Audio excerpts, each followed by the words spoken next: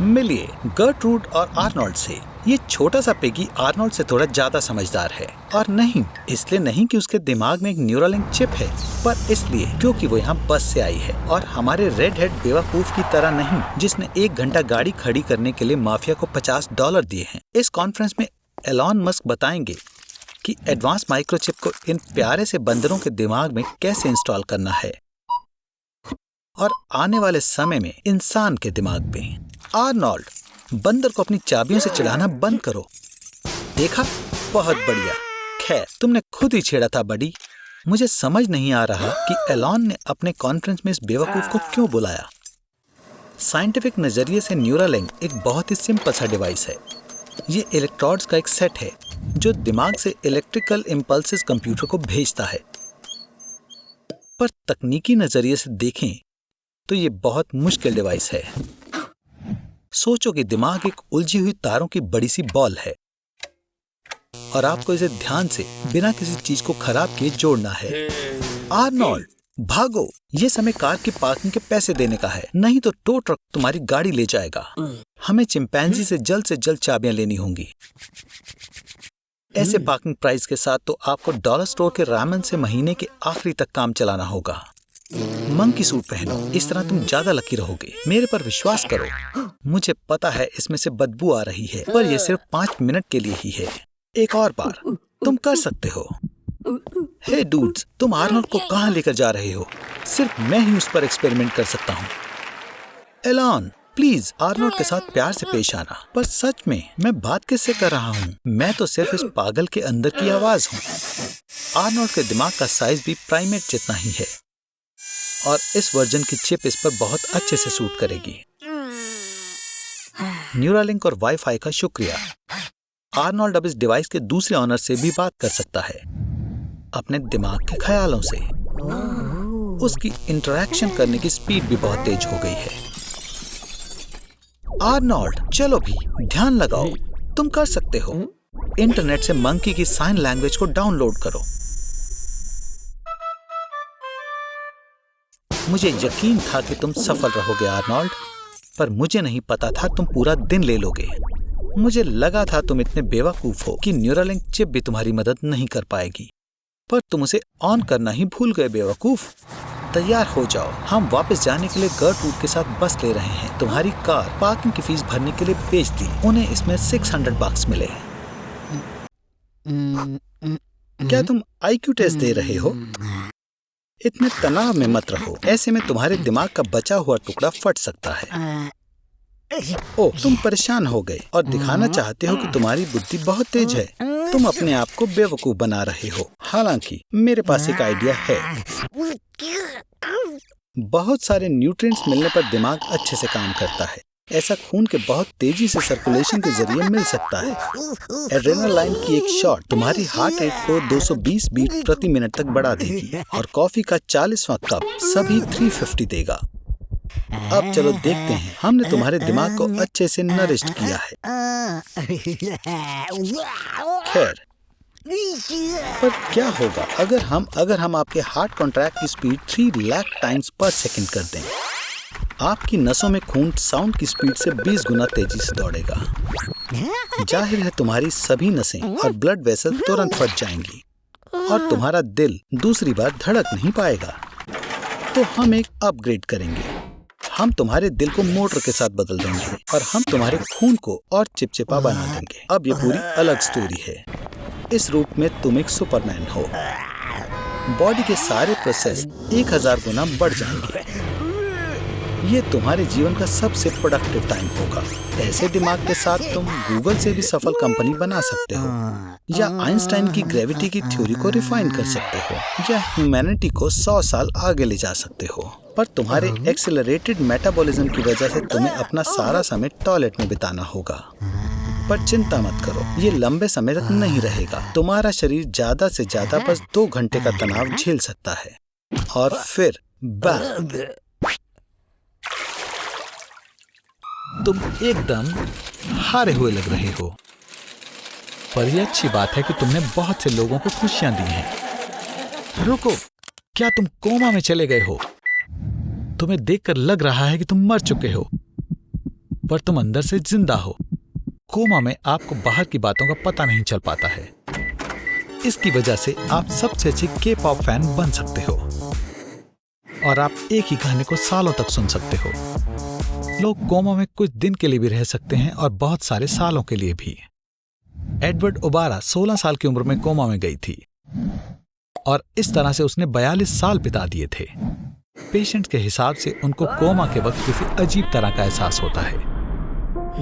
वो लंबे और खाली कॉरिडोर्स, मेजेस में चलते रहते हैं और उनके साथ बहुत सी अजीब चीजें होती रहती हैं।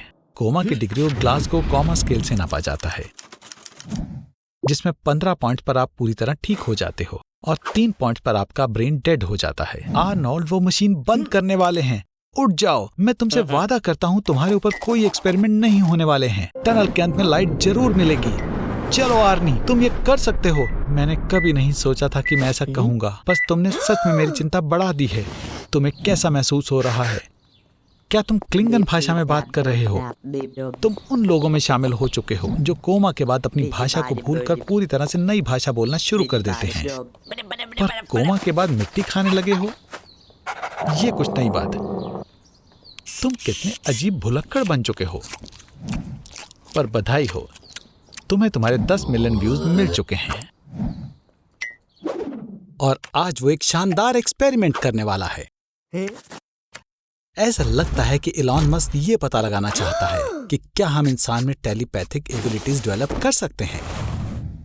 चिंता मत करो आर्नोल्ड, अगर तुमने सही जवाब दिए तो वो तुम्हें जाने देंगे। तो गेस करो कि फोटो में क्या है।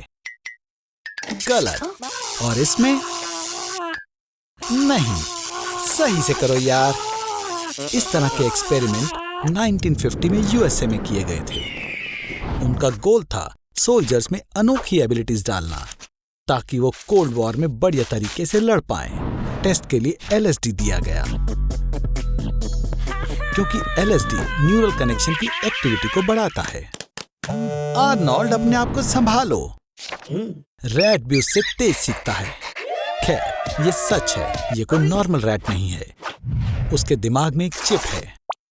साइंटिस्ट ने 2013 में नर्व इम्पल्स को ट्रांसमिट करना प्रूव किया था।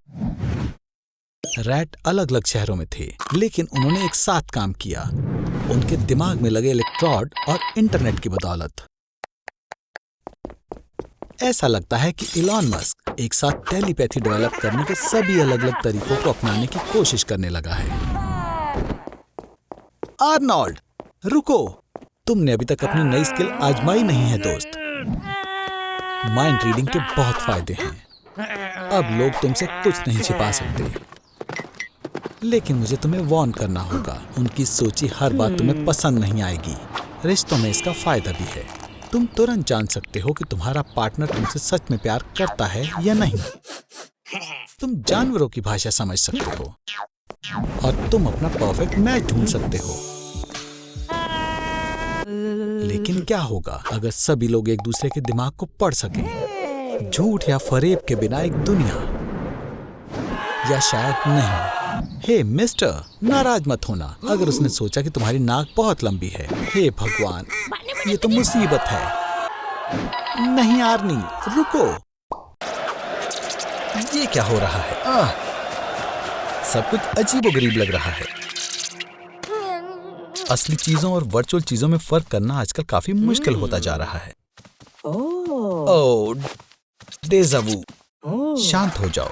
ये एक पैरानॉइड पिनहेड है। जानवर कभी कभी खाने की तलाश में घर में घुस जाते हैं, या शायद तुम्हारे आसपास की दुनिया एक जैसी ही है। शांत हो जाओ दोस्त, ये सिर्फ आंखों का धोखा है। अगर तुम अपने देखने का नजरिया बदल लो तो सब कुछ अपनी जगह पर ही दिखता है, लेकिन सच तो पता चल ही जाता है। तुम जो भी दिखते हो वो सब तुम्हारे दिमाग की इमेजिनेशन ही है। तुम्हारे रेटिना में जाने वाली लाइट एक इम्पल्स में बदल जाती है, जिससे विजुअल इमेज प्रोसेसिंग सिस्टम से इमेज बनती है। यहाँ से वो सिग्नल ब्रेन में जाता है और तुम जो देखते हो वही तुम्हें दिखता है। और जब ओह, कितनी सुंदर है। एक और गड़बड़, या फिर ये मास मार्केट के किसी मशहूर ट्रेंड का नतीजा है। ऐसी सिंक्रोनिसिटी आपको सोचने पर मजबूर कर देगी कि आप अपना दिमाग खो बैठे हैं। हाँ आर्नोल्ड, तुम बिल्कुल सही हो। इसे वाकई में रिकॉर्ड होने की जरूरत है, लेकिन अपने फोन को आराम से और ध्यान से पॉकेट से निकालो दोस्त, वरना पुलिस को लगेगा कि तुम कोई हथियार निकाल रहे हो। इस तरह इल्यूजन काम करता है। तुम्हारे ब्रेन का रेटिकुलर फॉर्मेशन और जोश में आ जाता है। हे, तुम कहाँ जा रहे हो डरपोक? आर्नी, ये कौन है? नहीं नहीं नहीं, इसके बारे में सोचना भी मत। ये कोई मैट्रिक्स नहीं है। ये बेकार आइडिया है आर्नोल्ड। ये लगभग लीजेंडरी ट्रायलॉजी के सीक्वल बनाने जितना बुरा है। आर्नोल्ड से मिलना एक वहम है और इसका इफेक्ट अब 300 गुना और बढ़ चुका है। और आर्नोल्ड के दिमाग की हालत, हालांकि उसी की तरह उसके दिमाग को भी सीरियस मेडिकल इंटरवेंशन की जरूरत है। ये क्या है? क्या अब भी मैं ग्लिच कर रहा हूँ? तुम कैसे पता लगा सकते हो कि क्या सच है और क्या झूठ है? क्या तुम्हें मैकडॉनल्ड से निकाल दिया? चिंता मत करो, हर इंसान में कोई न कोई खूबी जरूर होती है। जैसे कि चाइना के उस लड़के के बारे में सुना है जिसे Guinness book of world record में शामिल किया गया था क्योंकि उसने 57 मिनट्स के लिए आंखें नहीं झपकाई थी। हे, तुम कहाँ चले गए? आर्नोल्ड, क्या तुमने रिकॉर्ड तोड़ दिया? कैसे? तुमने अपनी आईलिड्स चिपका ली। हे भगवान, ये बहुत खतरनाक है। आंखों को नमी से चिकना करने के लिए पलक झपकाना जरूरी है। हमारे लैक्रिमल ग्लैंड्स में एंटीबॉडीज, लाइसोजाइम्स, इलेक्ट्रोलाइट्स होते हैं। उनके बिना तुम्हारी आंखें खुद को बचा नहीं पाएंगी। इसलिए मुझे डर है कि तुम लंबे समय तक अपनी लिटरेसी की तारीफ नहीं कर पाओगे। हवा में छोटा कण आंखों में बैठना शुरू कर देगा और उन्हें स्क्रैच कर देगा। इसके अलावा जितना तुम पलक नहीं झपकाते उतना ही ज्यादा तुम झपकाना चाहोगे। आर्नोल्ड, एक राज है। पलक झपकाने का एक और फंक्शन है। ये आपके जरिए मिली जानकारी को शेयर करता है और आपकी अटेंशन को रिन्यू करता है। इसका मतलब है कि आप जितनी दिलचस्प चीजें देखते हैं उतनी ही कम आप पलक झपकाना चाहते हैं। किसी शांत चीज से अपना ध्यान भटकाने की कोशिश करो। हाँ, मुझे लगता है पुरानी ब्लैक एंड व्हाइट मूवी सही रहेगी। 3 तरह के आंसू होते हैं, रिफ्लेक्स, इमोशनल और बेसल। क्योंकि तुम्हारी आंखें सूखी हैं, टीयर ग्लैंड्स नमी को पूरा करने की कोशिश कर रहे हैं। पर मूवी भी बेकार नहीं है। ओह नहीं, कौन जानता था कि फिल्म में न्यूक्लियर एक्सप्लोजन होगा। आर्नोल्ड, तुम कैसा महसूस कर रहे हो? तेज रोशनी तुम्हें नुकसान पहुंचाती है, तुम्हारी नजर और भी बेकार होती है। ये कंजक्टिवाइटिस के साइन हैं। इसे अच्छे से ट्रीट करना चाहिए। ध्यान रहे, ये अपने आप ठीक नहीं होगा। ड्रग इंस्ट्रक्शंस पढ़ते समय ध्यान दो आर्नोल्ड। +5 विजन के साथ पास से पढ़ना बहुत मुश्किल है, पर -5 के मायोपिया के साथ तुम्हें दूर की चीजें देखने में परेशानियां आएंगी। लड़कियों, रुक जाओ, उसने कुछ नहीं देखा। आर्नोल्ड, आर्नोल्ड, उठ जाओ। लगता है तुम्हें फार्मेसी सिक्योरिटी से मार पड़ी है और तुमने अपना सारा सामान खो दिया। मैं इतनी गंदी हालत में ज्यादा देर तक नहीं रह पाऊंगा।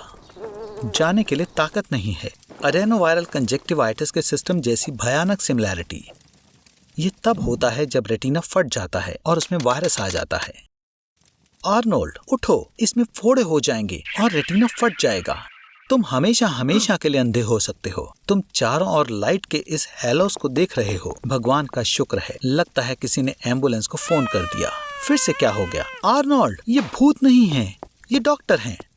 रुक जाओ, तुम इन कॉर्नफील्ड्स में नहीं छिप सकते। आखिरकार ये बनाई हुई हैं। उठो जल्दी। लोग सोने में अपनी जिंदगी का 1/3 हिस्सा बिता देते हैं। सोते समय शरीर आराम करता है। कुछ बर्ड की स्पीशीज, मरीन मैमल्स और रेप्टाइल्स 10 दिनों तक जागे रह सकते हैं। सोते समय उनका आधा दिमाग काम करता है और आधा आराम करता है। समय बर्बाद ना करने के लिए स्ट्रीमर एशियन एंडी ने एक रात में ऑनलाइन सोकर डोनेशन से $16,000 कमाए थे। लगता है तुम्हारे घर में कोई घुस आया है। आर्नोल्ड, उठो। आर्नोल्ड, ये लोग कौन हैं? ये तुम्हारे दोस्तों की तरह नहीं लग रहे हैं। बधाई हो आर्नी, कैसे न कैसे तुमने खुद को बड़ी मुसीबत में डाल लिया है। फिर से, ये अजीबोगरीब जगह कैसी है? कॉलेज डॉर्मेट्री जैसी लग रही है, पर कोई अच्छी यूनिवर्सिटी की नहीं। वाह आर्नोल्ड, ऐसा लगता है कि तुम नई रियलिटी सीरीज के सुपरस्टार बन सकते हो। उन्हें आखिरकार इन लोगों की फाइल कैसे मिल गई? वूप्सी डेजी, मुझे लगता है वो तुम्हें यहाँ गलती से ले आए हैं। उन्हें तुम सबसे क्या चाहिए? ओ, मुझे ये बिल्कुल पसंद नहीं है। आर्नोल्ड, क्या तुम सो नहीं पा रहे? एक दिन ना सोने से सर दर्द होता है। तुम्हें सुनाई देना बहुत मुश्किल और शोर भरा हो जाता है और याददाश्त कमजोर हो जाती है। ऐसा माना जाता है कि एक इंसान 5 दिन से ज्यादा बिना सोए नहीं रह सकता। यहीं से असली टेस्ट की शुरुआत होती है। देखने और सुनने के वहम होना शुरू हो जाते हैं। पहली बार ना सोने का रिकॉर्ड 17 साल के रेडी गार्नर ने 11 दिन बिना सोए बनाया था। लेकिन बाद में रॉबर्ट मैकडॉनल्ड ने 19 दिन ना सोकर इस रिकॉर्ड को तोड़ दिया था। लेकिन गिनीज बुक के रिप्रेजेंटेटिव को यह ठीक नहीं लगा और खुद पर इस तरह के एक्सपेरिमेंट से आपकी हेल्थ खतरे में पड़ सकती है। सिर्फ तुम ही बचे हो पुराने दोस्त आर्नी। मुझे सोवियत साइंटिस्ट की काफी पुरानी कहानी याद आई है। उन्होंने एक कमरे में 5 लोगों को स्टिमुलेट गैस के साथ छोड़ दिया, जिससे वो 15 दिन तक जागे रहे। आर्नोल्ड, तुम आजाद हो।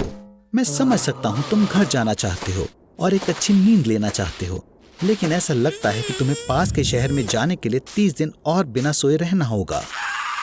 लगता है आज तुमने कुछ ज्यादा ही खेल लिया आर्नी। अब समझदारी इसी में है कि तुम जाकर सो जाओ। Good night Arnold. पूरा दिन वीडियो गेम्स खेलने के बाद तुम आराम से नहीं सो पाओगे। दिमाग पर इतना ज्यादा बोझ पड़ने के बाद कुछ बहुत बुरा भी हो सकता है, जैसे कि स्लीप पैरालिसिस। रैम स्लीप ऐसी हालत होती है जब आपकी बॉडी हिल डुल नहीं पाती। स्लीप पैरालिसिस में आपका दिमाग तो जाग जाता है पर मसल फ्रीज रहते हैं, तो आप देख और सुन तो सकते हैं पर हिल नहीं सकते।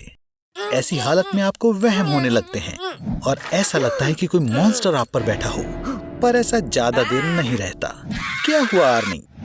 क्या तुम्हें अंधेरे में सोने से डर लगता है?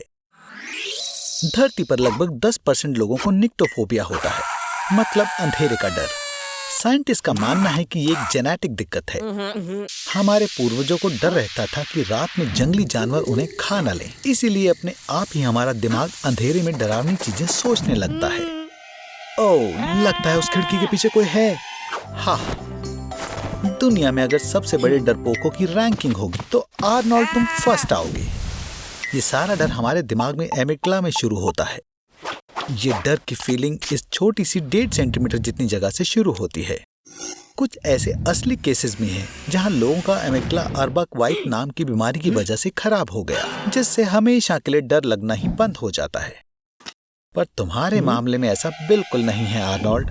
तुम्हें तो हर चीज से डर लगता है, अपनी खुद की परछाई से भी। ठीक है, मैं लाइट ऑन कर देता हूँ ताकि तुम्हें पता चले कि यहाँ कोई भी नहीं है। पर लाइट्स ऑन करके सोना भी एक बुरा आइडिया है, क्योंकि इससे नींद के दौरान रिलीज होने वाले मेलाटोनिन की मात्रा कम हो जाती है, जिससे वजन बढ़ने की दिक्कत हो सकती है। इसीलिए जाहिर सी बात है, ताकि आप एक मोटे भद्दे बड़े पेट वाले डरपोक ना बनो, इसीलिए आपको अंधेरे में सोना चाहिए। हाँ, ऐसे सोना जब आपको लग रहा हो कि अंधेरे में कोई और भी है, आसान नहीं है। शायद ये बस आपका वहम हो। क्या दिक्कत है? तुम ऐसे क्यों देख रहे हो आर्नी? बच्चे ये देख रहे हैं। तुम बस ऐसे ही जाकर अपने स्टाइल नहीं बदल सकते। तुमने सब खराब कर दिया। तुम डर्व डिंगल। ठीक है, क्या तुम्हें पता है कि तुम एक दिन में औसतन 7000 शब्द बोलते हो और 1 साल के सन्नाटे के बाद तुम ये क्या था? आर्नोल्ड, मैं तुम्हारे लिए सब कुछ करता हूँ। तुम्हें मेरी बात सुननी चाहिए। आर्नोल्ड, क्या तुम पागल हो गए हो? ये स्टीरियो सिस्टम 150 डेसिबल के ऊपर की आवाज निकाल सकता है। ये तुम्हारे कान के पर्दे फाड़ देगा। तुम्हारे जैसे बेवकूफ को भी ये पता होना चाहिए कि तुम ऐसा नहीं कर सकते। ठीक है आर्नी, बहुत हुआ। मैं सिर्फ तुम्हारा स्टीरियो ही नहीं बल्कि तुम्हारा फोन, लैपटॉप, एक्सबॉक्स और तुम्हारे सारे खिलौने भी ले रहा हूँ। तुम्हें क्या लगा कि तुम मुझसे बच जाओगे? तुम्हें सच में ऐसा लगता है? इधर आओ तुम छोटे बेवकूफ। अब तक अच्छा नहीं लग रहा। सोचना भी मत स्टीरियो चालू करने का।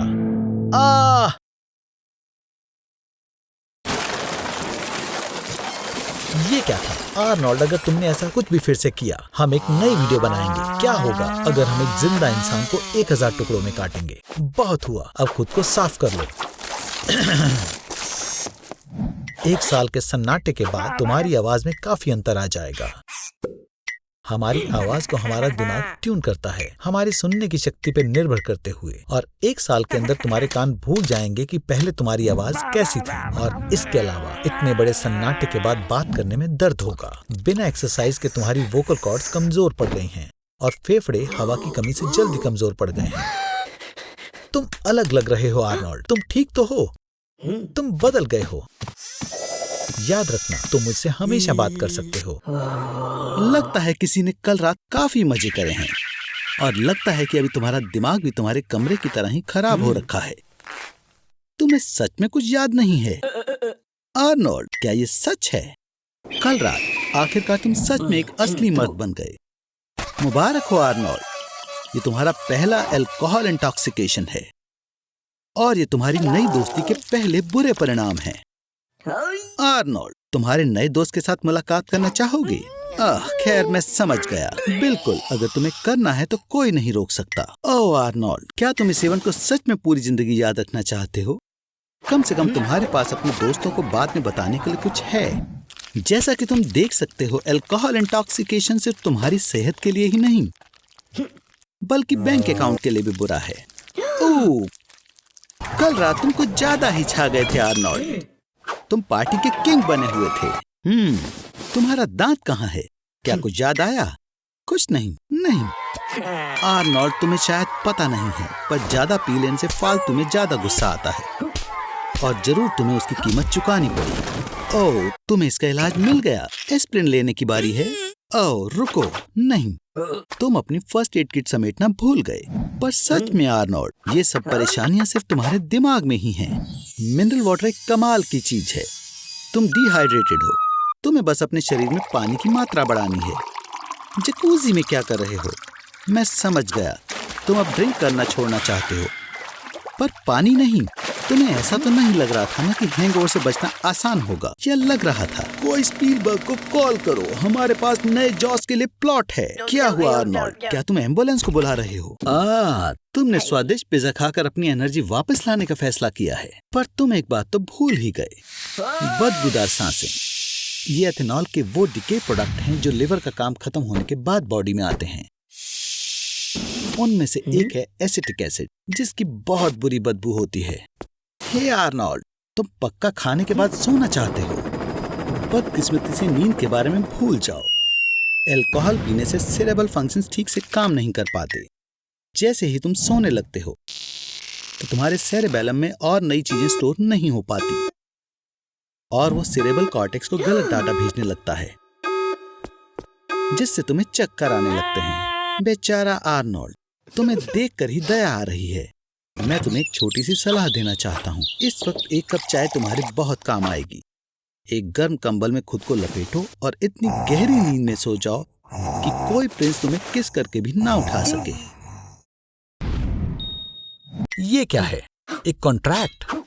क्या तुम्हें कोई फिल्म मिल गई है? थोड़ा वक्त लो आर्नोल्ड और साइन करने से पहले इसे पढ़ लो।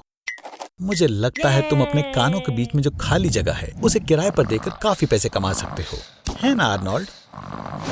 तुम्हारे बड़े से सर में इतनी खाली जगह है कि मैं उसमें अपनी पुरानी मोटरसाइकिल भी रख सकता हूँ।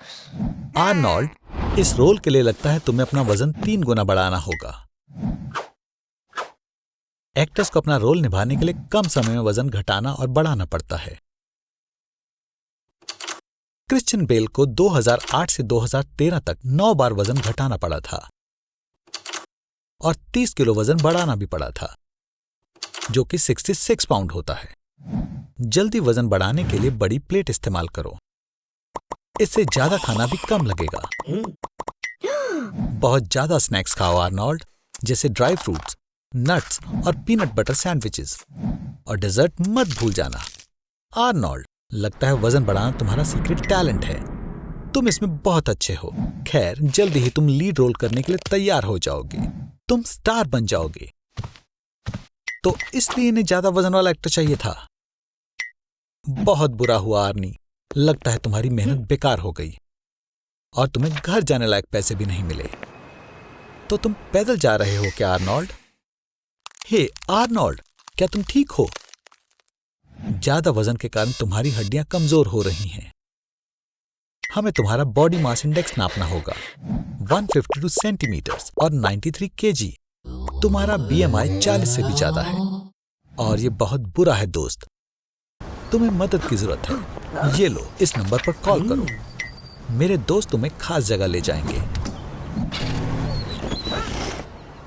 यहाँ कुछ ही मिनटों में तुम्हारा सारा वजन निकाल लिया जाएगा। तुम कमाल के लग रहे हो। ओह नहीं, मैं ऐसी लटकती स्किन तुम्हें फ्यूचर में ऐसी बेकार गलती करने से रोकेगी। और तुम्हारा निकाला हुआ फैट, उसके लिए ब्लैक मार्केट में कुछ कॉस्मेटिक कंपनीज कोई 2.2 पाउंड फैट के लिए $15,000 देने को तैयार हैं। तो आर्नोल्ड, वापस घर जाओ।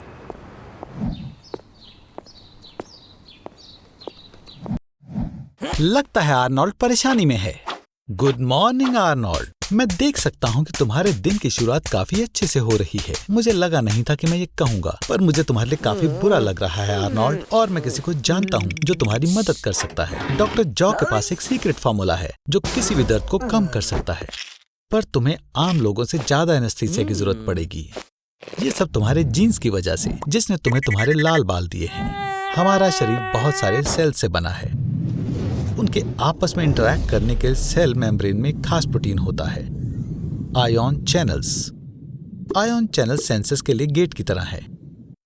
इन्हीं की वजह से हम गर्म या ठंडा महसूस कर सकते हैं, खुशबू और स्वाद और दर्द भी। तुम बहुत सारी चॉकलेट खा सकते हो आर्नोल्ड। ये साइंटिफिकली प्रूव हो चुका है कि चॉकलेट से सर दर्द होता है। वैसे आर्नोल्ड, ये डिफेक्ट तुम्हें सूट करता है क्योंकि तुम्हें मेरे दिए हुए कोई भी दर्द महसूस नहीं होंगे। पर इतनी जल्दी खुशी मत मनाओ दोस्त, दर्द इमोशनल भी हो सकता है। तो रुक जाओ। जैसे कि एक तरफा प्यार। इस तरह का दर्द उन्हें महसूस हुआ था जिन्होंने 2015 में अपने बिटकॉइन बेच दिए थे। आर्नी दोस्त, उठो। तुम्हें दर्द नहीं होता और इससे तुम्हारी पर्सनालिटी बेहतर होगी। जैसे कि तुम अपने माथे पर हीरा जड़वा सकते हो, जैसे फेमस रैपर लिल उजी वर्ट ने किया था। इस दुनिया में ऐसे कुछ लोग होते हैं जिन्हें दर्द ही नहीं होता। ये SCN9A जीन में डिफेक्ट की वजह से होता है। इन लोगों को गर्मी और ठंडी महसूस होती है। इन्हें कुछ टच हुआ पता चलता है, पर दर्द नहीं होता। आर्नोल्ड, क्या तुम सचमुच किस के बदले तगाए के बॉयफ्रेंड को मारोगे? याद रखो आर्नोल्ड, दर्द ना होने का मतलब ये नहीं कि तुम अमर हो गए। तुम्हें जल्दी ही हॉस्पिटल जाना होगा।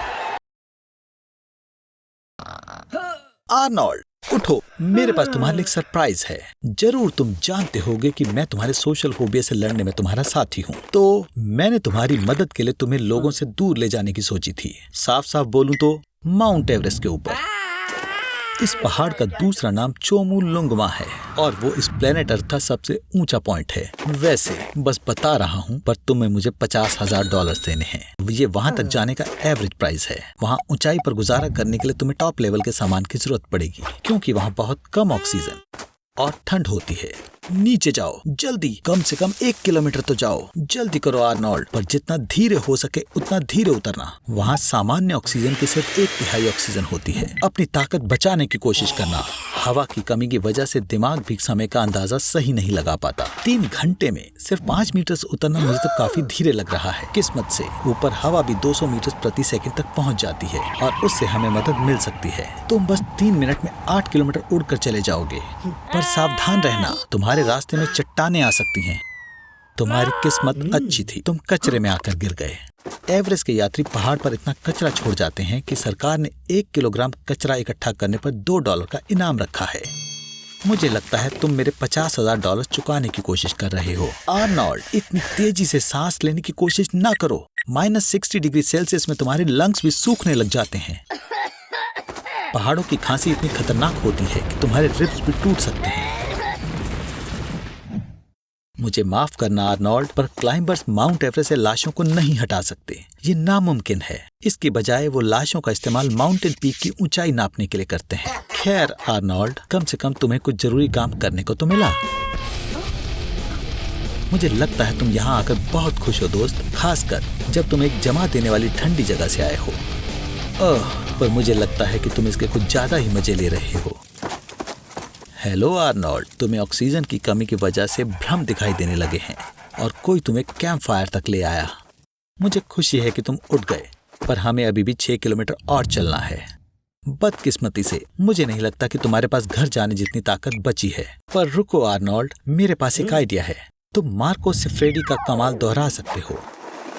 2001 में वो माउंट एवरेस्ट से स्नोबोर्ड पर उतरे थे।